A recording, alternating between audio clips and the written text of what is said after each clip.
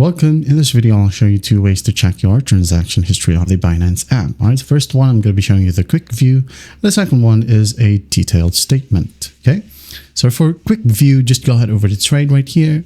In spot, you have this icon. That is a history icon. So just go ahead and tap on it. Okay, and you'll have your order history right here and trade history. Okay.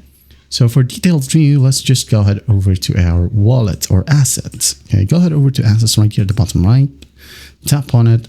Now go ahead over to the same set of icon. Okay, tap on it. Now select the history. It could be your trades or assets. For example, my assets right here. And here I have the overall transaction history. Okay, completed, failed right here, and also for subscriptions, for conversions here as well. Okay, you'll be able to see it.